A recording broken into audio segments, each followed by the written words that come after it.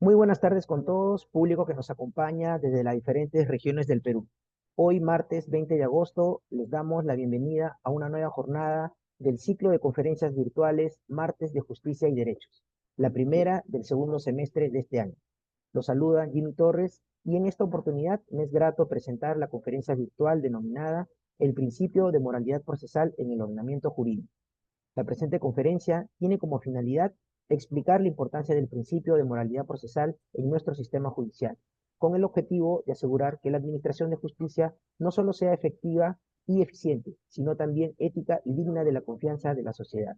La sesión virtual estará a cargo del doctor Francisco Tábara Córdoba, a quien nos complace tenerlo el día de hoy como expositor y quien amablemente aceptó nuestra invitación desde un primer instante. A continuación, dejo en el uso de la palabra a la doctora Ana María Martínez Dern, directora general del Centro de Estudios en Justicia y Derechos Humanos, para que pueda dirigirse a todos ustedes con las palabras de apertura de la presente conferencia. Adelante, doctora. Gracias, Jimmy. Invitamos al doctor Tábara también para que prenda su pantalla, ¿no? Gracias, doctor Tábara. Buenas tardes. Encantada de tenerle en este espacio académico. Buenas tardes con todos y todas, abogados, servidores públicos, estudiantes universitarios y público en general de las diferentes regiones del Perú que nos acompañan el día de hoy. En mi calidad de directora general del Centro de Estudios en Justicia y Derechos Humanos, es un placer saludarlos en este evento académico de los martes de Justicia y Derechos, cuyo objetivo es contribuir con la capacitación continua de todos los abogados, estudiantes y público en general, así como analizar la legislación, la jurisprudencia y la doctrina.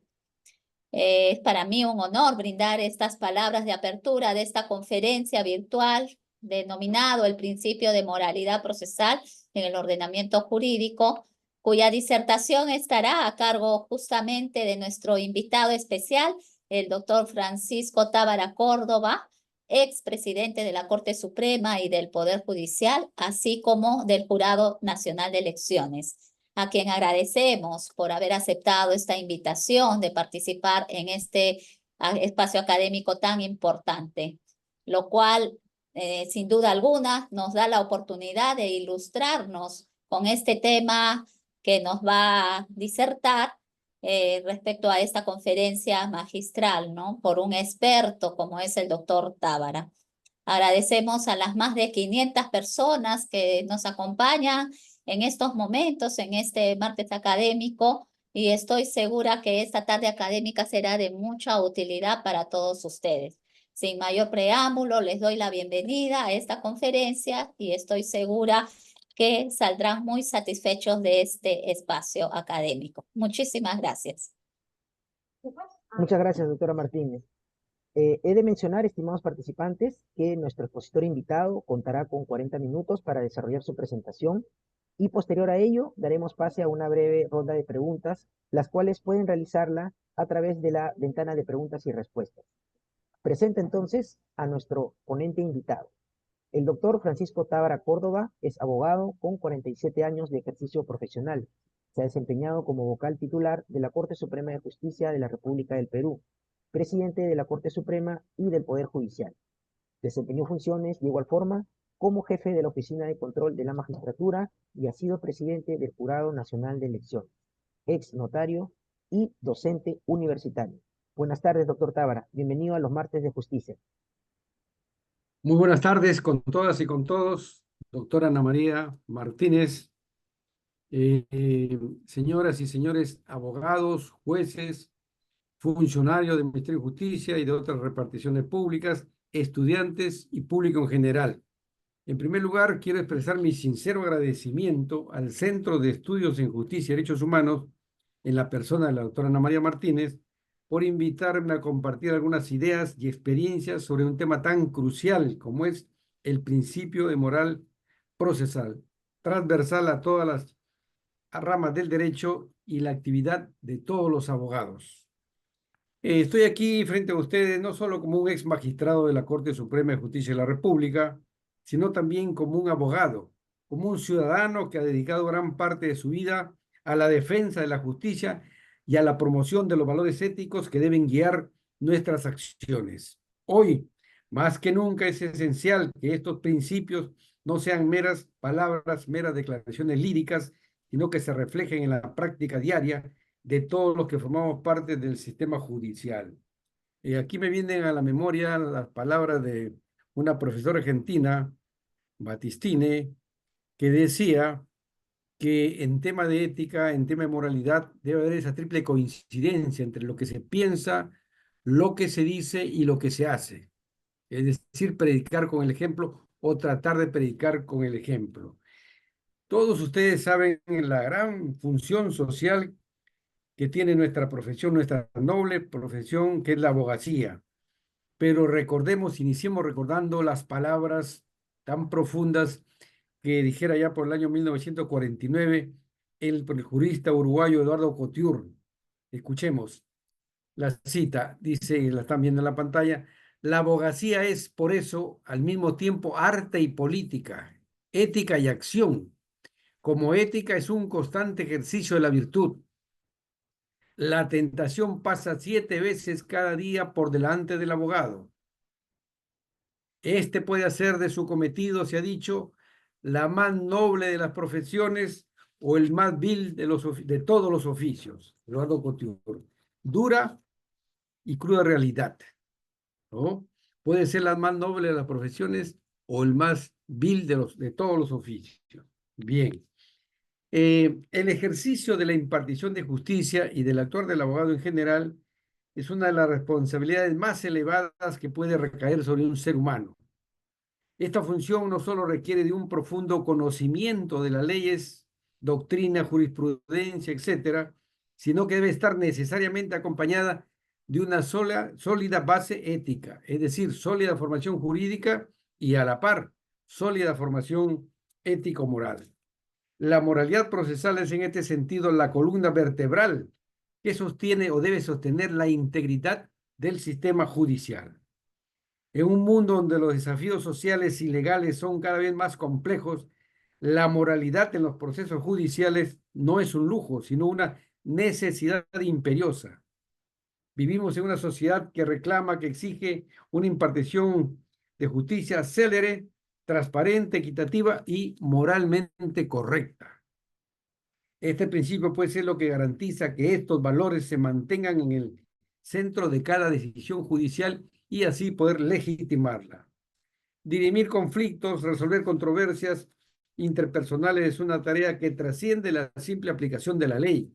Los casos que llegan a los tribunales involucran más allá de los intereses inmediatos de las partes, mucho más allá de las partes en conflicto. A menudo estos conflictos afectan a grupos sociales más amplios e incluso en ocasiones a la sociedad en su conjunto. La responsabilidad de manejar estas controversias recae sobre todo en los integrantes del llamado sistema de justicia: jueces, abogados, miembros del Ministerio Público, defensores públicos, la Policía Nacional también y otros operadores jurídicos. Cada uno tiene un papel crucial en asegurar que el proceso no solo se conduzca de manera efectiva, sino también con integridad y justicia. Cuando un conflicto llega al sistema judicial, no es solo un problema entre dos partes, reiteramos, es un reflejo de las tensiones sociales, económicas y, por qué no decir, hasta políticas que pueden tener un impacto significativo en toda la comunidad.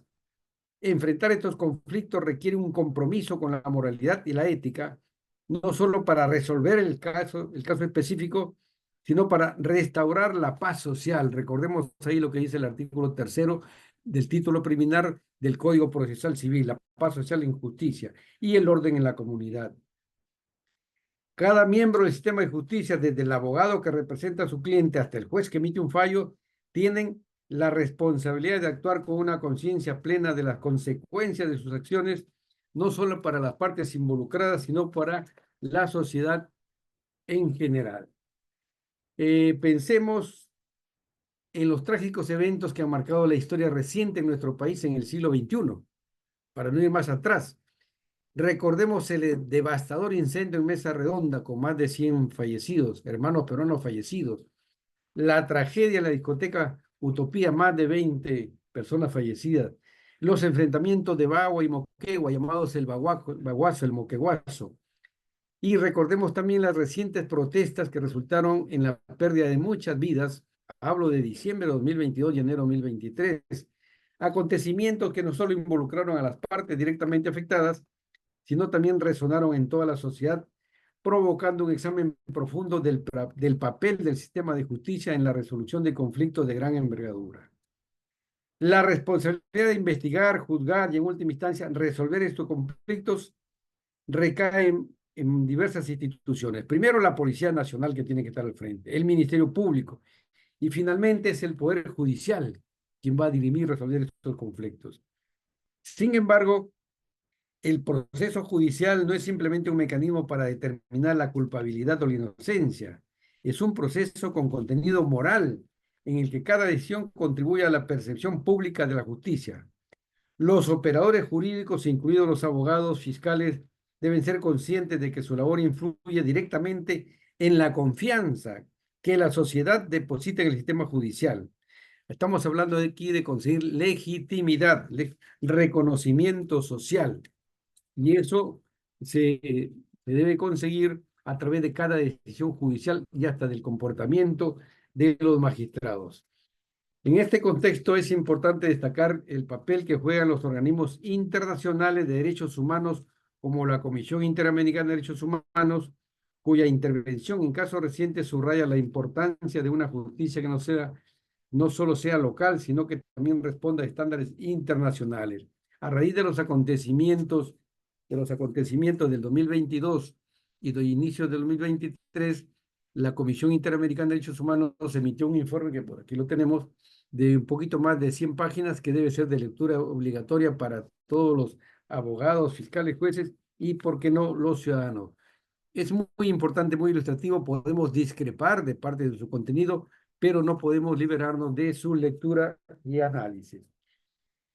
El proceso de impartir justicia no se desarrolla en forma aislada, no, siempre está bajo la atenta mirada de la sociedad, los medios de comunicación, los organismos de control ante la OMA, hoy la Autoridad Nacional de Justicia, la Junta Nacional de Justicia, etc. La prensa está siempre atenta, vigilante. Aquí, cuando la prensa actúa objetivamente, imparcialmente, cumple un rol fundamental. Recordemos que la libertad de prensa es uno de los indicadores, uno de los componentes fundamentales de un sistema democrático de gobierno. Y también aquí están vigilantes todos estos organismos para que los jueces y todos los involucrados en un proceso actúen respetando los principios de independencia, objetividad e imparcialidad. Son los principios basilares de la impartición de justicia. ¿Ya? En el ámbito civil, de familia, comercial, laboral, contencioso administrativo, etcétera, etcétera, los conflictos que llegan a los tribunales a menudo están cargados de profundos dramas humanos, disputas familiares, conflictos por herencias o problemas laborales que pueden parecer, hermanos que se pelean por herencia, transmiten el litigio a los hijos, a los nietos, ¿ya? A primera vista, cuestiones privadas entre las partes involucradas, pero en realidad reflejan tensiones, como ya dijimos, tensiones sociales más amplias que se proyectan a todo el tejido social, a toda la comunidad. Los abogados, los jueces, conscientes que sus decisiones pueden ser acogidas con gratitud por quienes resulten favorecidos. Recordemos que en un proceso judicial hay dos partes, dos o más partes, y que el juez tiene que, al dirimir un conflicto, va a resolver a favor de una de las partes, a favor de quien tenga la razón. Tendrá gratitud la parte que reciba la razón, pero incluso se gana el rechazo o la animosidad por quienes no lo sean. Este es un desafío constante que requiere un equilibrio delicado entre la aplicación estricta de la ley, y aquí también esto podría explicar el bajo nivel de percepción de la opinión pública respecto al Poder Judicial, ¿no? Es bien sabido que la independencia y la imparcialidad son principios fundamentales en el ejercicio de cualquier función dentro del sistema judicial. Estos principios no solo se aplican a los jueces, sino también a los señores integrantes del Ministerio Público, no a los abogados. Además, es fundamental que todos ellos posean una sólida formación jurídica, acompañada de una formación ética sólida también, igualmente robusta. A esto se suma, amigos míos, la necesidad de una cultura general amplia y sobre todo los jueces de las altas cortes tienen que ser unos humanistas, conocer no solamente los códigos, la doctrina, la jurisprudencia, sino conocer historia, literatura, poesía, etcétera, etcétera. Implica también tener una gran posibilidad hacia las realidades humanas que enfrentan.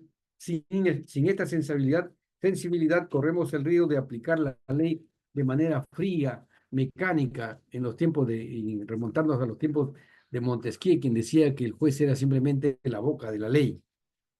Ya dentro de este complejo entramado, los abogados desempeñamos un rol crucial. Estamos llamados a defender los intereses de los clientes con profesionalismo, diligencia, pero también hacerlo con un firme compromiso ético. A diferencia de los jueces, los abogados representan de manera parcial los intereses de las partes que patrocinan, que los coloque en una posición única dentro del proceso. Sin embargo, esta parcialidad no debe llevarlos a adoptar prácticas desleales o manipuladores. No. El principio de moralidad procesal sigue siendo un imperativo para los abogados, quienes deben asegurarse de que su defensa se base en la verdad, en la justicia y el respeto a los derechos de todos los involucrados.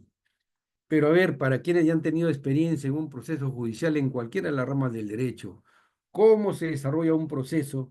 Y aquí vamos a ver, ya está en la pantalla la diapositiva, de este gran jurista mexicano que dice, don Cipriano Gómez Lara, dice, escuchemos, debemos descender desde el paraíso de los conceptos al purgatorio de las normas y después al infierno de los actos del proceso. Pero el viaje del paraíso al infierno es ida y vuelta, de ida y vuelta, y con paso forzoso por el purgatorio. Nos hace recordar algunos pasajes de la Divina Comedia de Dante Alighieri, realmente. Pero esta cita ilustra de manera objetiva la complejidad y la responsabilidad que enfrentan todos los operadores jurídicos en su labor diaria, desde los conceptos abstractos del derecho hasta la aplicación concreta de la justicia en casos específicos. Lo más difícil es interpretar y aplicar la norma. Amigos, el tema que abordamos es de relevancia transversal y se aplica a todas las áreas del derecho y sus especialidades. Está intrínsecamente ligado a la importancia de la ética en el ejercicio de todas las profesiones jurídicas, desde la abogacía hasta la judicatura, pasando por el trabajo de fiscales y demás actores en un proceso judicial.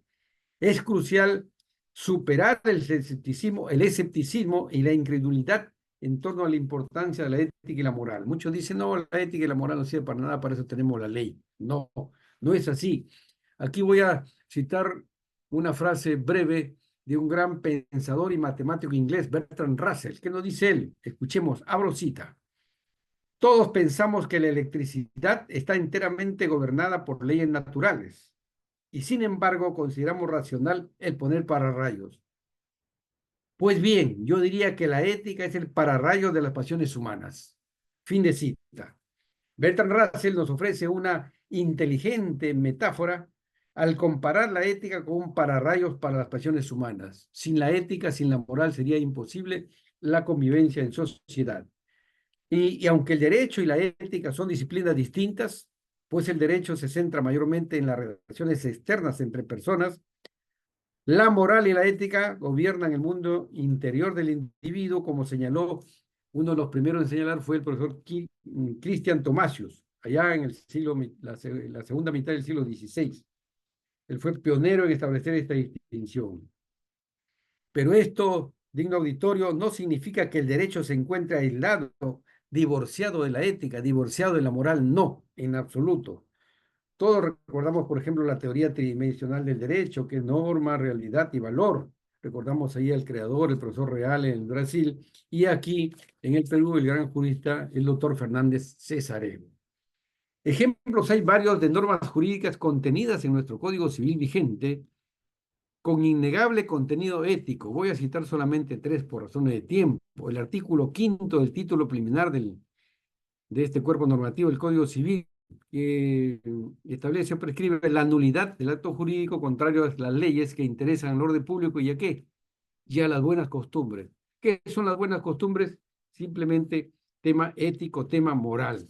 El artículo 168, el acto jurídico de igual manera, y el artículo 1362 del mismo Código Civil que consagra la buena fe, que nos dice que los contratos deben deben negociarse, celebrarse y ejecutarse de acuerdo a la común intención de las partes y a la buena fe. Si esto se cumpliera, tuviéramos menos conflictos, menos actos judicializados y hasta menos arbitrajes. Recordemos también, es oportuno, que desde el punto de vista deontológico, los deberes esenciales exigibles a toda profesión, ¿ah? Son el deber de obrar según ciencia y conciencia y el de integridad y honestidad profesional. El primero de obrar según ciencia es más sencillo de entender, más asequible, implica que el profesional debe estar dotado de todos los conocimientos, habilidades, destrezas propias de su perfil profesional. Presupone toda la capacidad científica y técnica que implica estar en posesión de una titulación. Posee la formación necesaria para poder desempeñar un trabajo con la mayor perfección técnica posible. Esto implica también la exigencia de la formación y capacitación permanente. El abogado nunca debe en su vida debe dejar ni puede dejar de capacitarse. Y lo más difícil, obrar siempre según conciencia. Esto es más complicado de entenderlo y de explicarlo. La conciencia entendida como el principio último de toda moralidad. El obrar será moralmente bueno cuando testimonie y exprese la ordenación voluntaria de la persona al fin último, es decir, de la conformidad de la acción concreta con el bien humano. Con lo arduo complicado que es definir esta actuación, no obstante ser una inquietud, una pregunta que nos formulamos continuamente hasta en la casa, en el colegio, ¿qué te dice tu conciencia cuando tenemos una duda? ¿Y qué te dice tu conciencia? Espetamos a nuestro dialogante casi diariamente, ¿no? Pero ahí está la gran importancia que tienen las universidades y el hogar. Creo que la formación ética del ciudadano y del futuro abogado viene desde el hogar, luego el colegio, el barrio, las universidades, en nuestro caso las facultades de derecho, de formar buenos profesionales capacitados y que no sean meros promotores de conflictos, promotores de litigios, promotores de juicios, no. El segundo, de integridad y honestidad profesional, es más asequible y complementa al primero.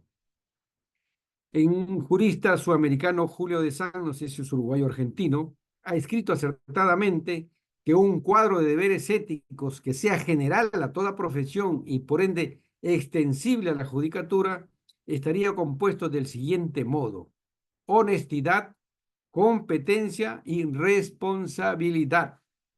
Honestidad profesional en general se vincula con los fines de la actividad que debe orientarse ante todo al bien intrínseco, a la propia práctica, y no hacer de la práctica profesional un mero medio para la obtención de otros fines como dinero, fama o poder. Ahora que mucho se ha mercantilizado todas las profesiones, ¿no? La competencia profesional, segundo requisito, requiere el conocimiento de la ciencia pertinente para el respectivo campo de acción, la pericia en el manejo de los instrumentos, de los medios o las técnicas y la eficiencia del rendimiento de las acciones para el logro de la finalidad propia de la práctica profesional.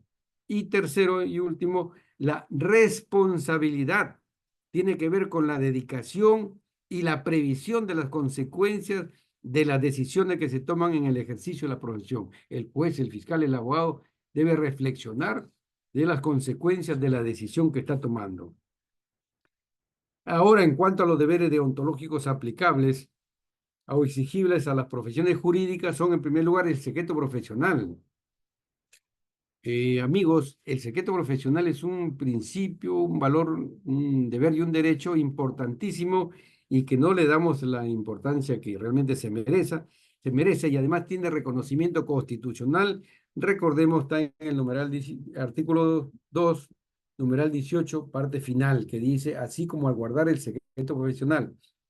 Este gran principio de la deontología jurídica no ha sido desarrollado por la jurisdicción ordinaria, pero sí en la jurisdicción constitucional. Aquí voy a citar, para los que les interese, el expediente Proceso de Amparo 7811 del 2005, Cañete, del año 2005. En esta sentencia, el mismo tribunal reconoce que este derecho y también deber no estaba explícitamente en el listado de derechos enunciados en el numeral pertinente del Código Procesal Constitucional original del año 2004, protegido por la garantía del amparo ni del habeas corpus, opina y el tribunal se decanta porque debe estar en el listado protegidos dentro de la tutela del amparo. Deber derecho que tiene también límites o excepciones.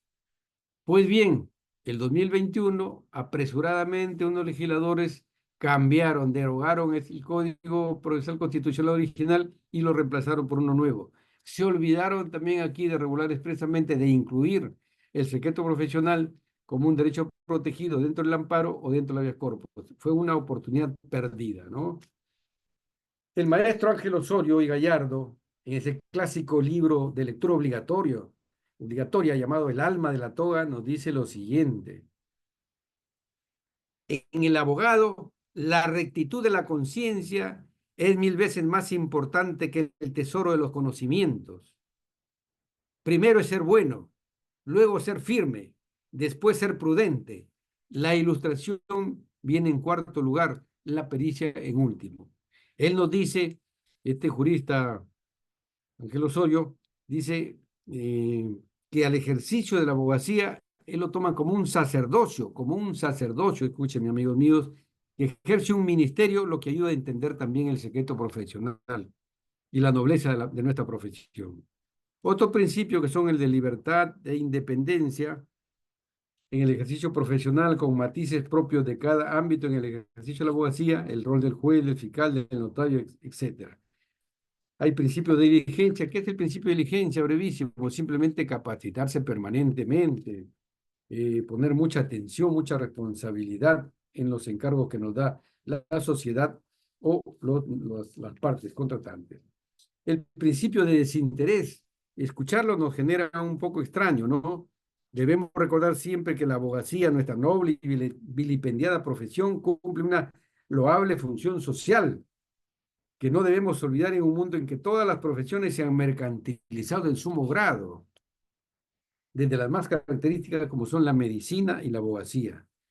En la cruda realidad, dicho con el mayor respeto, algunos señores médicos poco recuerdan el juramento hipocrático, que es el primer código deontológico en la historia de la humanidad. No obstante, debo reconocer aquí que en la época de la pandemia derivada del coronavirus, todas las profesiones médicas estuvieron en primera fila y muchos de ellos fallecieron.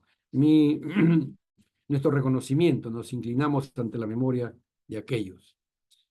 Y hablando del principio de desinterés, no sé si ustedes conocen en detalle el pacto de quota litis, que es proscrito por algunas legislaciones, es proscrito por algunos códigos de ética, pero en nuestro país está permitido en el Código Civil. Si hay tiempo, podemos ver la norma precisa. En resumen, el abogado, estimados colegas, debe ser un auténtico colaborador de la Administración de Justicia y, por ende, de la restauración de la paz social, coadyuvando una correcta y célere administración o impartición de justicia.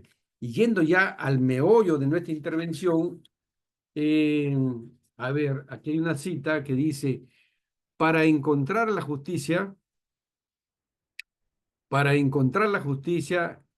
es necesario serle fiel. Como todas las divinidades, se manifiesta solamente a quien cree en ella. Calamandrei, otro clásico italiano que no podemos dejar de leer. ¿Qué nos dice Calamandrei también? El juez es el derecho hecho hombre. Solo de este hombre puedo esperar en la vida práctica la tutela que en abstracto me promete la ley.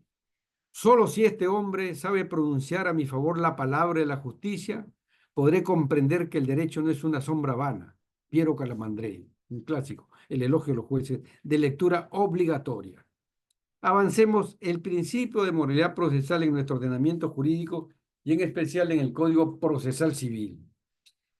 Creemos oportuno hacer la salvedad que quienes han desarrollado con mayor amplitud, rigurosidad, etcétera, el principio de moralidad, del cual formaría parte el llamado principio de colaboración, incluyendo en materia probatoria es la legislación y doctrina de la hermana República Oriental del Uruguay. Vamos a seguir aquí en este tema, principalmente a la doctora Marianela Ledesma Narváez, jurista conocida aquí en el Perú por todos ustedes, expresidenta del Tribunal Constitucional. Esta jurista, comentando las novedades que traía el Código Procesal Civil allá en el año 93, los pocos años de su vigencia, nos dice que, comillas, otro aspecto interesante de resaltar es la moralidad del proceso judicial. Si bien las partes ingresan a la jurisdicción para dilucidar sus conflictos, se exige que la conducta procesal que éstas asuman se ajuste a la buena fe y a la lealtad procesal. Esto implica que no lleven a la jurisdicción pretensiones descabelladas y sin futuro jurídico a fin de evitar la movilización insulsa de los escasos recursos del Estado y su falsa expectativa de los justiciables. En efecto, vemos que en el artículo 4º, segundo párrafo del título preliminar del Código Procesal Civil, recordemos, amigos, que los títulos preliminares de los códigos contienen los principios, las vigas maestras, ¿no? Las piedras angulares sobre las que reposa todo el texto del Código Cuerpo Normativo. ¿Qué dice este artículo 4º? El segundo párrafo. Las partes, sus representantes, sus abogados y en general todos los participantes en el proceso adecúan su conducta a los deberes de veracidad, probidad, lealtad y buena fe. Estoy seguro que todos tenemos idea y algunos tendrán conceptos de lo que es veracidad, probidad, lealtad, buena fe, etc. Obviamente, veracidad viene de veraz, que dice o profesa siempre la verdad. ¿Y qué es la verdad? Algo complicado, pero de manera sencilla diríamos que es la adecuación o consonancia de lo que se dice o afirma y la realidad.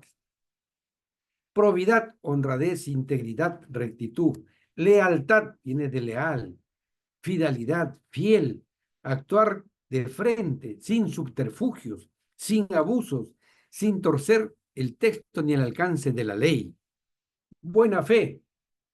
Siempre hablamos de esta expresión buena fe, un principio, que significa actuación adecuada, buena intención, actuar de acuerdo al conocimiento de los hechos reales y según el entender racional del derecho aplicable. La buena fe es una regla de conducta, una calificación del comportamiento humano de acuerdo a determinados parámetros. En definitiva, consiste en un modo de actuar de manera tal que los demás puedan confiar en nosotros. El principio de la buena fe configura un estándar o modelo jurídico de conducta social. La referida letrada del Tribunal Constitucional, y aquí yo quiero decir que no es novedad del principio de moralidad procesal que estoy tratando de exponer ante ustedes. Ya aquí les muestro el gran jurista uruguayo Enrique Vescovi, en el año 1959 publicaba este libro breve que supera el estándar del folleto, yo digo el libro sobre todo por su contenido, que se llama La regla moral en el proceso civil, 1959, nada más que Enrique Vescovi. ¿Cómo define el principio de moralidad la doctora Marianela Ledesma Narváez? Dice, como el conjunto de reglas de conducta presididas por un imperativo ético a las cuales deben ajustar su conducta todos los sujetos del proceso. Mediante este principio se proscribe del proceso la malicia, la mala fe, la deshonestidad, que no son instrumentos adecuados para ganar pleitos. El derecho procesal, al imponer un comportamiento debido, impide que la conducta contraria perjudique al justiciable o a la justicia misma. Asegura al juez contra el engaño y a la contraparte con el perjuicio. Por su parte, el procesalista uruguayo Santiago Pereira Campos sostiene que la buena fe, la lealtad, la veracidad y la probidad son componentes de un concepto más amplio que él llama principio de moralidad. Y cita a pie de página a quién, al gran jurista Podetti, quien afirma, abro cita, breve, he intentado definir el principio de moralidad diciendo que consiste en el deber de ser veraces y proceder con buena fe, de todos cuantos intervienen en el proceso a fin de hacer posible el descubrimiento de la verdad. La autora destaca que la facultad y hasta deber del juez de impedir estas conductas inadecuadas guarda coherencia con la orientación publicista del proceso. Orientación publicista del proceso de no permitir que el juez sea un mero espectador de la contienda, un tercero neutral, no sea un convidado de piedra. Según la jurista, cree necesaria las sanciones para los infractores de estos deberes. La sanción, dice ella, da juridicidad, dice textualmente. Apreciado auditorio, claro está que cuando hablamos de ética o normas deontológicas, hablamos del deber ser y no del ser. El ser es la cruda realidad, la dura realidad. El deber ser es la aspiración a una mejora, la orientación a la excelencia, en este caso del ejercicio profesional.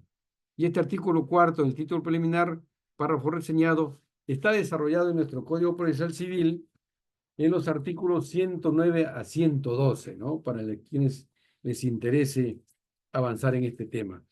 ¿Qué dice el artículo 109? Si lo vemos en la pantalla, lo vamos a ver ligeramente, es muy extenso, ¿no? Pero ¿qué nos dice? Deberes de las partes y abogados. Dice, proceder con veracidad, probidad, lealtad y buena fe en todos sus actos e intervenciones. En el 2 dice, no actuar temerariamente en el ejercicio de sus derechos procesales. Esto lo vemos a continuación en la praxis, en la casuística.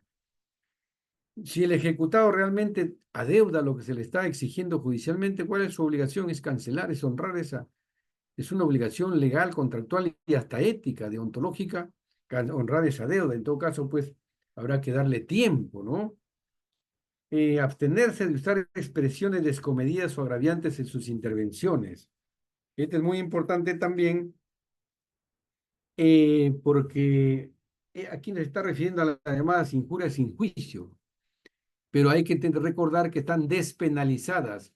A través de un escrito, una parte puede injuriar, puede hasta expresar, hacer o tener expresiones difamatorias como contra su contraparte, ¿no?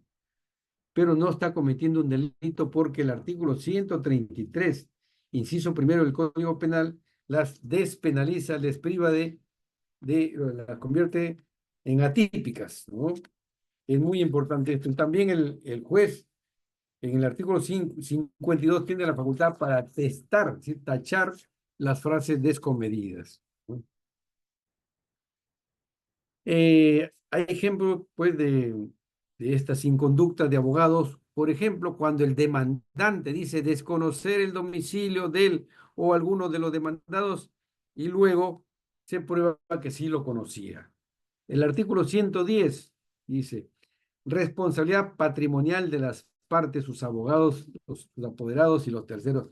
Por ahí habla de responsabilidad solidaria. Hay que, por ejemplo, recordar los estudiantes sobre todo, ir precisando qué significa una responsabilidad solidaria, ¿no? Y ahí era el texto, si mal no recuerdo, 1183 del Código Civil, que la responsabilidad solidaria solamente pueden hacer del título o de la norma legal, no hay otra cosa, ¿no? Números clausus. Actuación temeraria, como ejemplo, actuación temeraria, el hecho de haber ocultado la situación de casado del demandado y solo invocar esta situación, solamente invocar esta situación en segunda instancia, entorpeciendo con aquella la actitud normal del desarrollo del proceso. Artículo 111, la responsabilidad de los abogados. Se refiere específicamente a la conducta nuestra, ahora como abogado, ¿no? De quien ha actuado con temeridad o mala fe, hay que reflexionar, hay que excluir estas prácticas, estas malas prácticas en el litigio, en el conflicto, en el consejo, en el asesoramiento. Aquí inclusive se ha llegado a remitir copias a las cortes, a la presidencia de la corte, a los colegios de abogados. Nosotros en un caso concreto, no voy a mencionar el nombre obviamente, ni número de casación, que lo tengo para fines académicos, pero llegamos a mandar que se copian no solamente a la presidencia de la Corte, Colegio de Abogados, sino a la Facultad de Derecho de la universidad donde se había formado este o esta profesional, ¿no? Porque era un caso claro de incompetencia profesional. Se interpuso en un recurso de casación reproduciendo el recurso de apelación. Y eso no lo podíamos permitir, ¿no? Era una burla, sobre todo una mala praxis, ¿no? Respecto a su patrocinado, en un caso de divorcio por separación de hecho, ¿no? Se trata de evitar que el abogado lleve a los tribunales pretensiones antojadizas y hasta deshonestas, en suma que el letrado se convierte en un mero promotor de litigio. Un abogado conocido, abogado y académico reconocido, reformador del sistema de administración de justicia, el doctor Luis Pázara, sostiene que los abogados, más que un aporte al buen desarrollo del proceso, dice él, son un obstáculo para ello, en atención a que más que un colaborador de la buena administración de justicia, se convierten en un factor de dilación de los procesos. Puede tener razón, pero creo que no debe generalizar. Este gran académico, pero él es muy teórico, él nunca ha pisado un estrado judicial ni ha revisado un expediente, ¿no? Pero es muy considerado. El artículo 112 nos habla de temeridad o mala fe. Miren, el legislador no ha distinguido, estos son casos de temeridad y estos son de mala fe. Lo regula así, ya hace un enunciado de siete incisos, 7 numerales. No es fácil diferenciar los conceptos de temeridad y mala fe. No obstante, lo cual la doctora Ledesma define la temeridad, escuchemos qué dice por temeridad, como la conducta de la parte que deduce pretensiones o defensas cuya injusticia o falta de fundamento no puede ignorar de acuerdo con una mínima pauta de razonabilidad.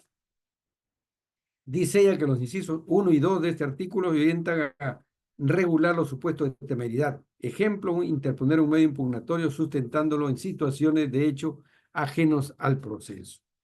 Y en cuanto a la mala fe, la define o conceptúa como la conducta procesal que se manifiesta mediante la formulación de peticiones exclusivamente destinadas a obstruir el normal desenvolvimiento del proceso o retardar su decisión. Dice ella, los incisos 5, 6 y 7 regulan diversos supuestos de mala fe.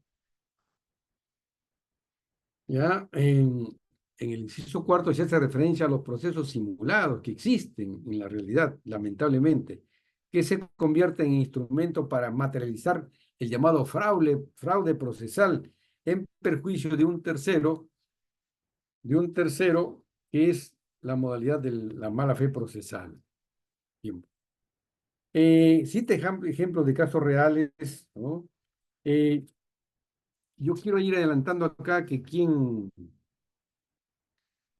en la jurisdicción ordinaria tal vez no somos muy, hablo del Poder Judicial y me incluyo, casi no sancionamos aquí a los abogados por malas prácticas, pero sí, al tramitarse los recursos de casación, cuando antes hasta los calificaba íntegramente la Corte Suprema, había muchos abogados que al interponer su recurso de casación, uno de los requisitos de admisibilidad es adjuntar o cumplir con el pago de la tasa judicial. Y decían ligeramente, ¿no? Sueltamente, cumplo con adjuntar la tasa judicial. Llegaba el expediente a nuestras manos y se declaraba la inadmisibilidad del recurso para que subsanara esa omisión. Si no subsana, se rechaza. Y si se rechazaba así, poníamos como para fundamentar, para motivar la multa a imponer, era que haber afirmado que acompañaba la tasa judicial, ¿ya? El Tribunal Constitucional sí ha tenido un rol más activo en la sanción de estas inconductas por parte de los abogados. Las sentencias en procesos de habeas data principalmente y algunos otros procesos constitucionales en los cuales han sancionado pecuniariamente a los infractores, incluso en algunos casos se ordenó los requisitos respectivos. Aquí tenemos, por ejemplo, un primer proceso, el proceso de amparo 06001-2014. Amparo viene de ICA. Y voy a decirlo porque esto se ha publicado, seguido por Edmundo Cotrín Alfaro contra la ONP, con sentencia 4 de abril de 2019, pero se publicó recién el año 2023, el año pasado, el 7 de julio, se demoró mucho en publicar esta sentencia del Tribunal Constitucional por la recargada labor, por supuesto. El TC ha sancionado con 5 URP de multa a las partes, 50 URP, que no es poca cosa, a los abogados patrocinantes, que sientan, ¿no? Sentencia reciente en cuya parte pertinente a la motivación de la sanción pecuniaria se invocan las normas del CPC, a que hemos hecho referencia. Aquí sí lo concuerdan con el artículo 49 del reglamento normativo del Tribunal Constitucional, que faculta al tribunal a imponer las sanciones, entre ellas las multas. Tenemos también al proceso de habeas data en la sala segunda, sentencia 182 de 2022, expediente 716-2022, proceso de habeas data, Lima Sur, seguido por Juan Carlos Guaguamuyo Mamani contra la Municipalidad Provincial de Azángaro. Esta sentencia de junio de 2022 es publicada en la Separata del Peruano de agosto de 2022. Dice que es un ejemplo de abuso del derecho. Aquí quiero invitar al auditorio a una reflexión. El Tribunal Constitucional, en muchas de sus sentencias, para fundamentar, para motivar la multa a los abogados y a las partes, simplemente recurría a los artículos que hemos analizado brevemente del Código Procesal Civil. Pero después cambió y dice que esto encaja en la prohibición del ejercicio abusivo del derecho. Eso lo dejo yo como reflexión a ustedes, auditorio. Yo tengo mi propio punto de vista, ¿no? Pero creo que ahí sería pues cuestión de que uniforme su criterio el mismo, el mismo Tribunal Constitucional. Bien, había mucho. ¿Qué tiempo tenemos? ¿Sí? Bien. Un caso más reciente ilustra bien esta situación en la sentencia 286-2024 del Tribunal Constitucional, nuestro Tribunal Constitucional, con fecha 13 de marzo de 2024, resolvió un proceso de habeas data interpuesto por Jorge Aquino García contra la SUNAT. El demandante solicitaba una copia certificada de un procedimiento de adjudicación de mercancías, pese a que la información ya estaba disponible en línea. El tribunal concluyó que el verdadero propósito del demandante era obtener el pago de los costos procesales, desvirtuando así la finalidad del proceso de habeas data.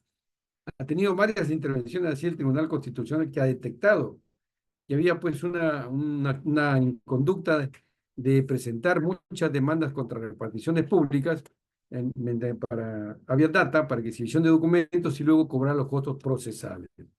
Con la ayuda de la informática actual, el tribunal detectó aquí los diversos procesos iniciados por estos malos litigantes y malos abogados.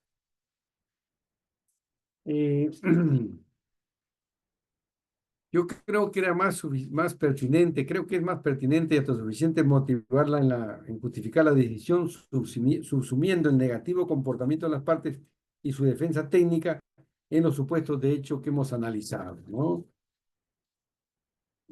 Normas como esta, para ir terminando, son 15 y 40, encontramos no solamente en el Código Procesal Civil, encontramos también en la Ley Orgánica del Poder Judicial. En la Ley Orgánica del Poder Judicial tenemos numerosos artículos que recogen este principio de moralidad.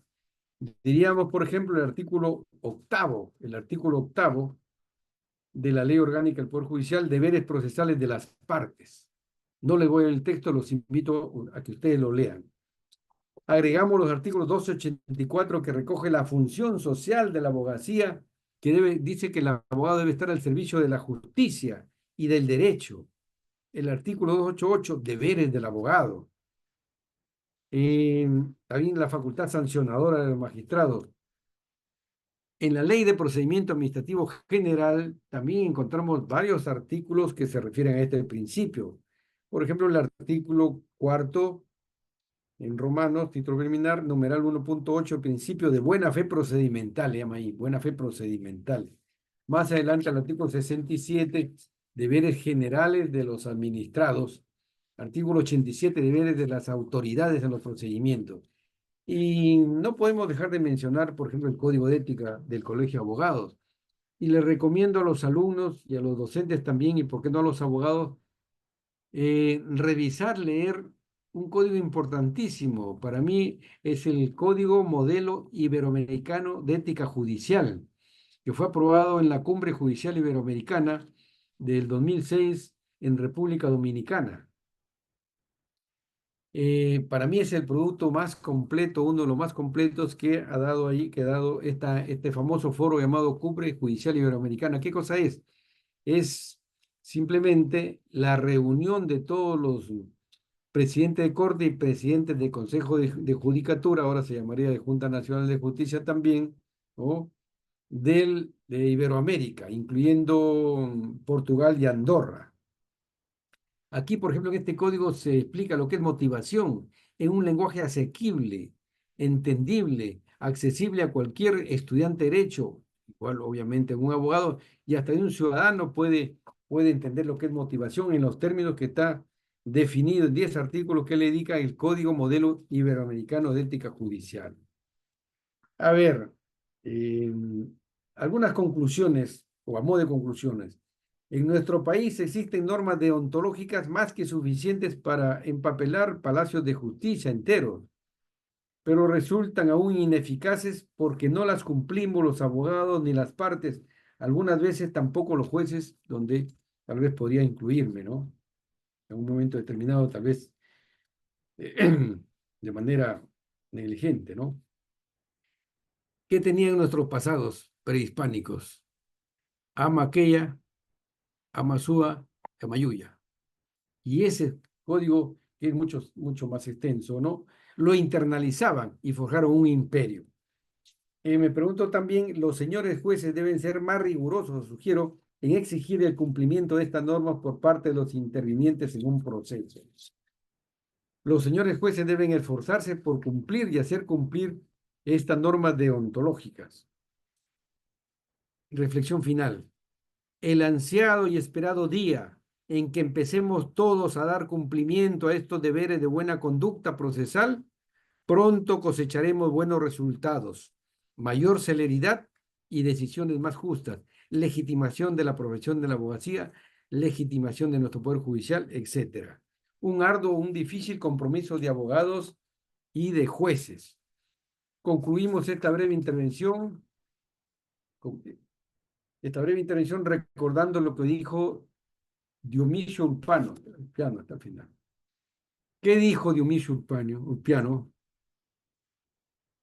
Dijo, el derecho consiste en 3 reglas o principios básicos. El derecho consiste en 3 reglas o principios básicos. 2 puntos. Vivir honestamente, diríamos ahora decorosamente. No dañar a los demás. No hagas a otro lo que no quieres que hagan contigo. Y dar a cada uno lo suyo. Y es el arte de lo bueno y lo equitativo. Jus arboni et equi. Muchas gracias a todos. Muchas gracias, doctor Tábara, por su clara e imponente ponencia que ha tenido el día de hoy para con nosotros. Le agradecemos nuevamente y agradecemos también a las más de 870 personas que se encuentran acompañándonos hasta este momento. Y de inmediato vamos a pasar a una breve ronda de consultas. ¿Sí? Se la leo a continuación. Nos piden su opinión acerca de la moralidad y la ética, si usted considera si estas son naturales o adquiridas. Y bueno, en cuanto a la moralidad y la ética, ya yo dije en el transcurso de mi breve intervención de que la formación axiológica, la formación moral de la persona humana, se inicia en el hogar. El niño absorbe, ve la conducta de los padres, de los vecinos, de los amigos, luego del barrio, luego de la escuela, luego de la universidad, etcétera, etcétera. Entonces, ahí está el punto de partida. La mejor escuela ética, moral es el hogar. Obviamente después se puede ir adquiriendo, pero sobre todo la moral, la ética, la deontología es una praxis, ¿no? Mucha teoría, mucha dogmática no son útiles en el desarrollo de nuestra profesión, ¿no? Gracias, doctor. Bueno, otra consulta, o más que todo, nos pide que pueda ahondar un poquito más acerca del el principio que usted mencionó, principio de desinterés. El principio de desinterés significa, es la concreción de la función social de la abogacía. Y por ahí una norma, por ejemplo, de los estudios jurídicos, los abogados deben defender cierto tipo de procesos o cantidad de procesos en el transcurso de un año en forma gratuita, ¿no? Tiene su nombre ahora, ¿no? Lo está regulado también en el Código Ético del Colegio de Abogados. Desinterés, o sea, tal vez desmercantilizar también un poco la profesión. El dinero es importante, pero no lo es todo. No es la única forma de realización el ganar dinero o tener fama o poder, no. Hay muchas otras formas de realización, recibir reconocimientos, el respeto de la ciudadanía, el aprecio de la ciudadanía es un gran reconocimiento, ¿no? Es una forma de realización. Y ahí yo lo traía ahí digamos, lo traté en ese momento porque está vinculado con el llamado pacto de quota litis, que es, si una parte tiene un interés patrimonial que recuperar derivado de un accidente de tránsito, por ejemplo, o pongamos, citemos un caso concreto, muchos hay, de los bonos de reforma agraria. Un pariente fue afectado por la reforma agraria del año 1968, gobierno militar de Juan Velasco Alvarado y Morales Bermúdez, el periodo de dictadura más largo que hemos tenido en la historia de la República, 3 de octubre de 1968 al 26 de agosto de 1975. El ministro Estrella de Velasco le da golpe de Estado a su jefe, entró ahí Francisco Morales Bermúdez Urruti, y esto termina con el capítulo de la Constitución más interesante que hemos tenido, más democrática y más extensa en nuestra historia republicana, la Constitución de 1979. Ya, el Pacto de Quota Litis, tengo yo este paquete de bonos de reforma agraria. Aquí este representa una hacienda que tenía este ciudadano, pero no tiene ni un centavo. Entonces va, busca un estudio jurídico, busca un abogado y le dice, quiero que te encargues de cobrar estos bonos de reforma agraria. Y ese pacto es un porcentaje. Obviamente lo correcto es un porcentaje prudente, ¿no? Lo que es reprobable cuando se aprovecha esta situación. Yo he visto en la práctica, por ejemplo, de un joven que sufrió un accidente de tránsito y fue donde un abogado y el abogado le hizo firmar un documento con pacto de cuota litis de 40%. Esto fue atenuado en un conflicto, ¿no? Sí, pero para mí es muy útil el pacto de Gutaliti y está permitido en el artículo 1366.6.7 del Código Civil, ¿no? Que les digo está proscrito por muchas normas en el derecho comparado y por muchos códigos de ética. Eso sería brevemente, en cuanto al principio de desinterés, ¿no? Gracias, doctor.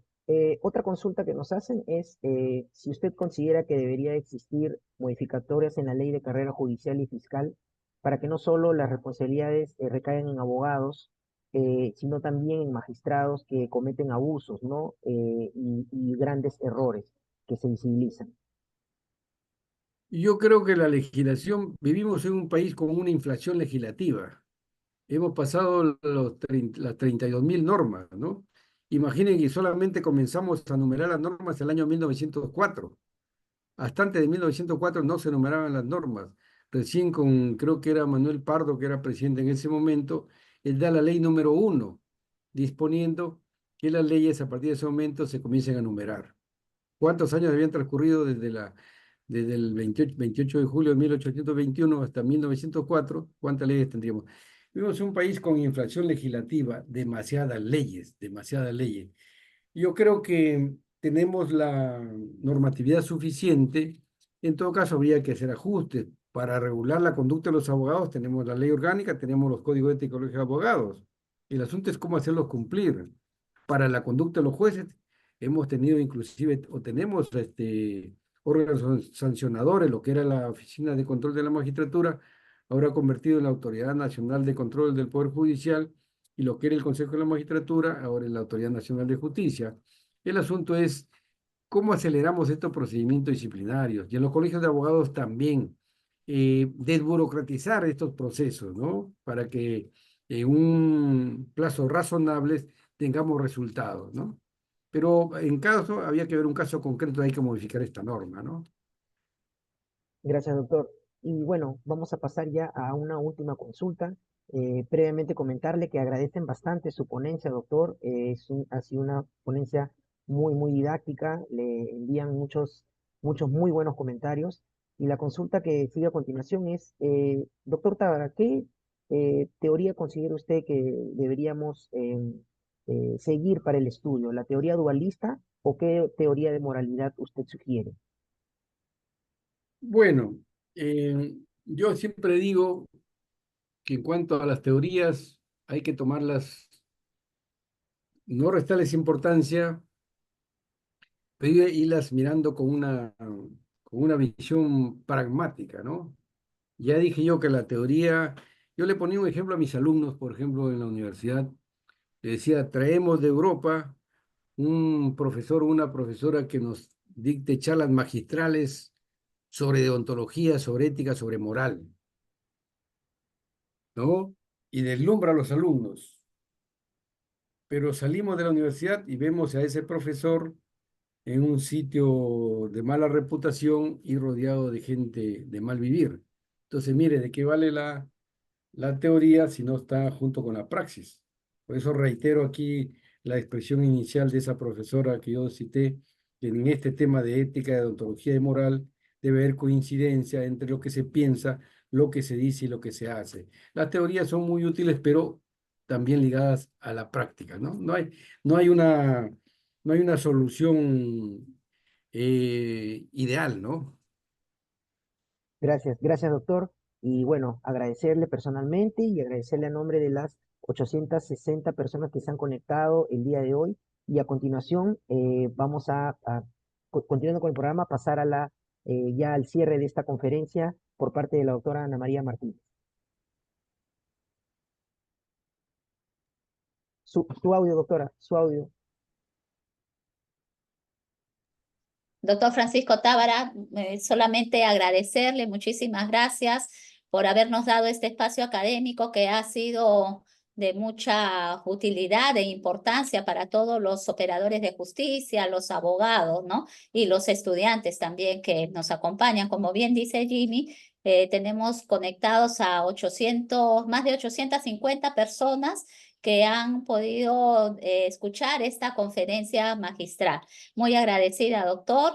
Le esperamos pronto para otra conferencia más y estamos en coordinación para futuros eventos. Muchísimas gracias y agradecer también a todo el público en general que nos acompañan todos los días martes, ahora en diferentes horarios. Hemos hecho esta conferencia a las 3 de la tarde y ahora se viene también otra conferencia a las 4:30.